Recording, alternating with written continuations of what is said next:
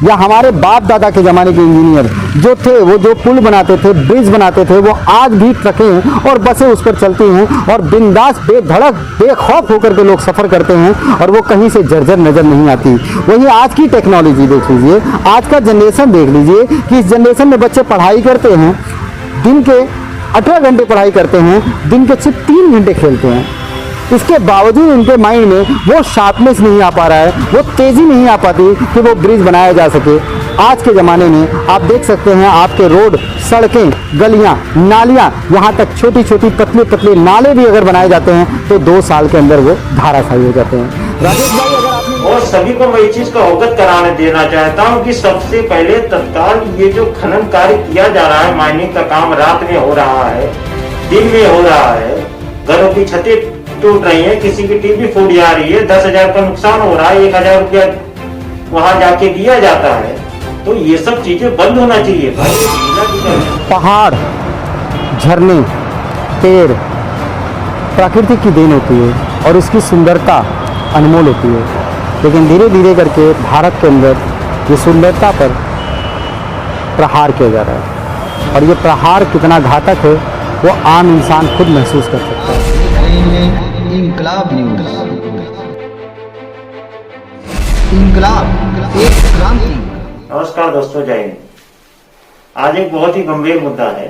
ये मुद्दा महाराष्ट्र रत्नागिरी तालुका गुहागर साखरी बुद्रुक का मुद्दा है। अवैध खनन का मुद्दा है। अवैध खनन में इसमें क्या है कि माइनिंग करके जो बड़े पत्थर निकाले जाए, यहाँ पे अवैध तरीके से स्थानीय प्रशासन के द्वारा मिली भगत करके किसी प्रकार से जो है ये परमिशन लिया गया और ये जो काम है इसमें जो है सरकार का, महाराष्ट्र सरकार का कई हजार करोड़ों के राजस्व का नुकसान का मामला है, जिसमें जो है यहाँ का जो स्थानीय शिवसेना जिला रत्नागिरी सचिन कदम जो जिला अध्यक्ष शिवसेना के, वहां इनका कार्य जो है अवैध तरीके से इनको अनुमति दिया गया है जिलाधिकारी के द्वारा। और जिलाधिकारी जो रत्नागिरी के हैं लक्ष्मी नारायण मिश्रा जी, और लक्ष्मी नारायण मिश्रा जी ने इस अवैध खनन के कार्य को किस आधार पर मंजूरी दी है, किसके दबाव पे मंजूरी दी है, तो हमें तो देखिए क्या लगता है कि राजेश पालसेकर जी जो है एक सच्चाई की लड़ाई लड़ रहे हैं और सच्चाई की लड़ाई लड़ रहे हैं और वहां के स्थानीय जिलाधिकारी जो है लक्ष्मी नारायण मिश्रा जी उनको सहयोग नहीं कर रहे हैं। अब वो सबसे बड़ा सवाल ये उठता है कि अब इसमें जो पुलिस प्रशासन क्या कहती है, पुलिस प्रशासन ये कह रही है कि भाई ये महसूल की जिम्मेदारी है। जब ये महसूल की जिम्मेदारी है तो पुलिस प्रशासन क्या कर रही है? पुलिस प्रशासन क्यों राजेश पालसेकर को बार बार परेशान कर रही है, उनको गलत तरीके से फंसाने के लिए धमकाया जा रहा है? भाई इसमें पुलिस प्रशासन का क्या लेना देना है? क्या इसमें पुलिस प्रशासन को भी कुछ टारगेट दिया गया है कि भाई इसको आप संरक्षण दीजिए, हमारे गैर कानूनी जो हम काम कर रहे हैं? क्या वहां के जो जिला अध्यक्ष है शिवसेना के, उन्होंने क्या पुलिस को ऑफर दिया है कि आप हमारा सहयोग करिए, हम इतने का टारगेट आपका महीने का पूरा करेंगे? तो फिर पुलिस प्रशासन इस मामले में क्यों आ रही है? राजेश पालसेकर की जो लड़ाई है वो सच्चाई की लड़ाई है, उनकी लड़ाई स्थानीय प्रशासन से है। स्थानीय प्रशासन से वो लड़ाई कर रहे हैं। भाई अगर प्रशासन को ये चीज लग रही है कि राजेश पालसेकर जी गलत कर रहे हैं, भाई अगर राजेश पालसेकर जी गलत कर रहे हैं तो वहां का प्रशासन कार्रवाई करे। प्रशासन कार्रवाई क्यों नहीं कर रही है? प्रशासन कार्रवाई सिर्फ इसलिए नहीं कर रही क्योंकि प्रशासन को भी कहीं ना कहीं इस चीज की जानकारी है कि राजेश पालसेकर जी जो काम कर रहे हैं वो सही काम कर रहे हैं और पुलिस प्रशासन है। अब वहां के प्रशासनिक अधिकारी सभी को जानकारी है कि राजेश पालसेकर जी एक न्याय की लड़ाई, सच्चाई की लड़ाई लड़ रहे हैं, इसलिए वहां का प्रशासन भी अब तक राजेश पालसेकर जी, अगर आपको क्या लग रहा है, अगर राजेश पालसेकर जी गुनहगार होते तो रत्नागिरी का प्रशासन या रत्नागिरी की पुलिस उनकी पूजा करती, अब तक उनको उठा के जेल में डाल देती। लेकिन प्रशासन को भी जानकारी है कि भाई राजेश पालसेकर जी सच्चाई के लिए लड़ रहे हैं। वहां के गुहागर तालुका साखरी बुद्रुक में जो किसान है उनका जो नुकसान हो रहा है, वो नुकसान को जानते हुए उनको सब मालूम है, इसलिए वो लड़ाई लड़ रहे हैं, न्याय की लड़ाई है और प्रशासन को इस चीज की जानकारी है। तो यहाँ पे जो खनिकर्म का काम किया जा रहा है, कई हजार करोड़ के राजस्व का घोटाला है। अब घोटाला मतलब वहां पे राजस्व का घोटाला हो रहा है और राजस्व का घोटाला हो रहा है। सबसे पहली बात ये होती है कि आपने माइनिंग का परमिशन दिया, जबकि ग्राम पंचायत ने जो है, ग्राम पंचायत ने सीधे सीधे 9 नवंबर 2020 को मना किया है कि आप ये जो है गांव के लिए ठीक नहीं है ये काम, तो इसलिए जो है इस पे खनन काम पे प्रतिबंध लगाइए। लेकिन फिर भी तहसीलदार महोदय है, अब तहसीलदार महोदय को कितना मिला है, टारगेट कितने का पूरा कर रही है अवैध खनन को संरक्षण देके। अब जिलाधिकारी लक्ष्मी नारायण मिश्रा जी कितना लिए हैं, कितना टारगेट पूरा हो गए हैं जो इस अवैध काम को संरक्षण दे रहे हैं। तो मैं सीधे सीधे प्रशासन से एक चीज को अवगत करा देना चाहता हूं, और आप सभी के माध्यम से लक्ष्मी नारायण मिश्रा जी सम्माननीय है हमारे प्रशासन, हमारा संगठन देश के सभी प्रशासनिक अधिकारियों को, पुलिस अधिकारियों को, जवानों का सबका सम्मान करता है।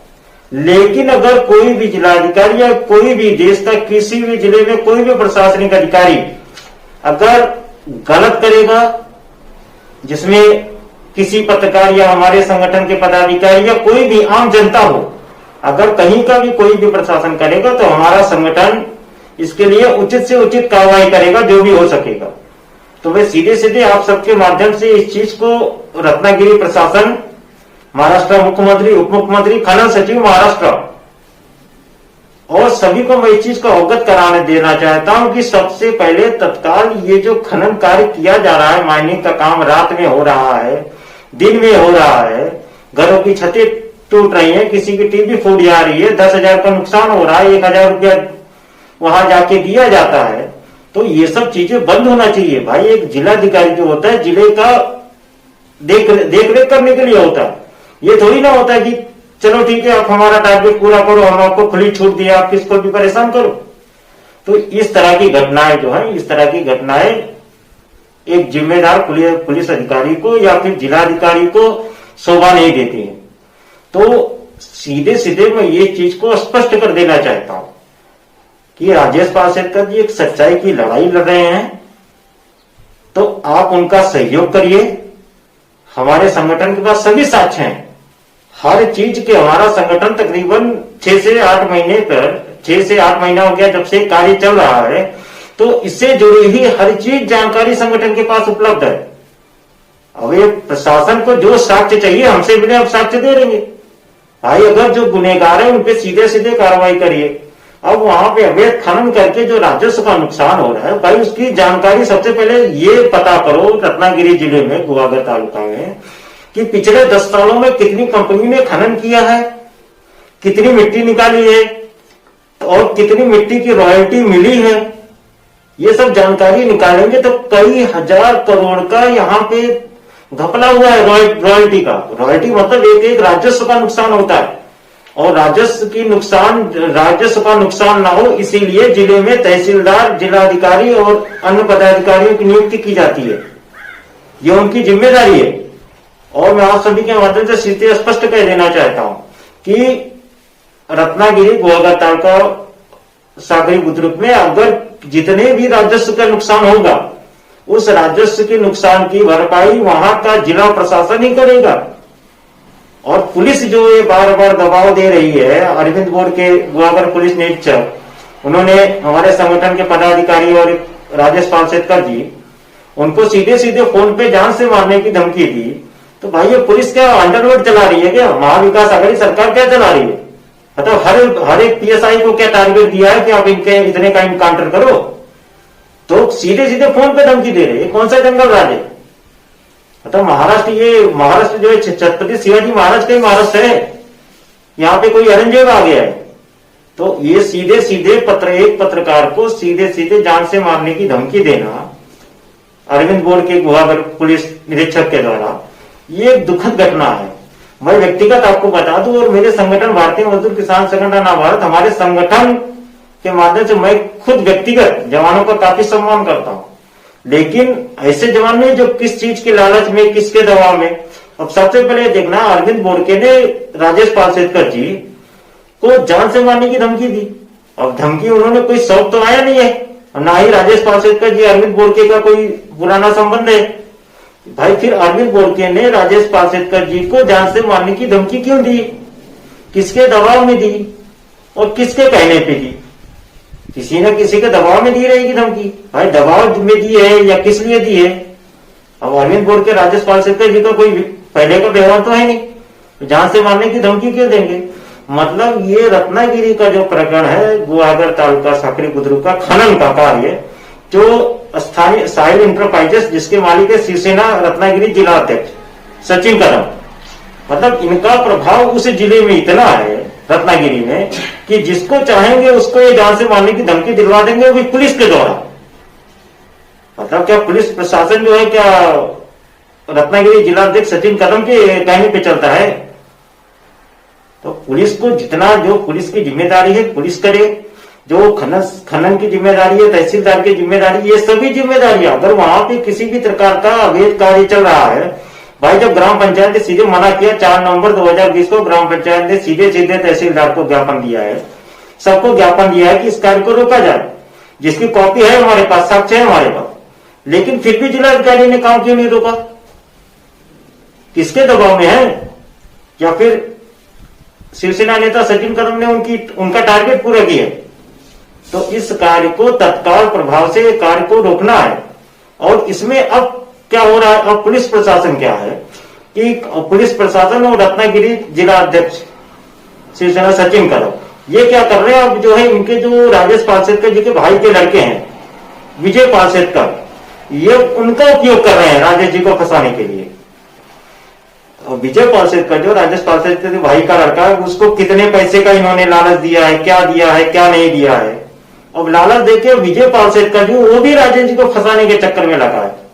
मतलब शिवसेना जिला अध्यक्ष जो है वो सभी से मिला के काम दाम दंड भेद जितना षड्यंत्र है, बोला रत्नागिरी का पूरा प्रशासन जो है इस समय लगता है खाली एक ही चीज में पड़ा है कि षड्यंत्र रच रहा है राजेश पालसेकर जी के खिलाफ, चारों तरफ से मिला के जो है षड्यंत्र रच रहा है कैसे उनको फंसाया जाए, लेकिन फंसा नहीं पा रहा है क्योंकि उसको भी जानकारी है कि राजेश पालसेकर जी जो इस समय कर रहे हैं वो सच्चाई की न्याय की लड़ाई है और स्थानीय प्रशासन के पास कोई सबूत है नहीं। तो इसलिए क्या है, प्रशासन कार्रवाई नहीं कर सकता, कार्रवाई नहीं कर पा रहा है। और मैं आपको बता रहा हूं हमारे पास, हमारे संगठन के पास पूरे साक्ष्य हैं, जो भी काम हो रहा है उसमें प्रशासन अपना काम करे, जो भी साक्ष्य चाहिए हम ला के देंगे। लेकिन मैं आप सभी के माध्यम से एक चीज स्पष्ट कर देना चाहता हूं कि इस मामले में मैं जल्द ही जो है सभी सबूतों के साथ, सभी पेपरों के साथ एक बार फिर आप सभी के बीच में लाइव आऊंगा।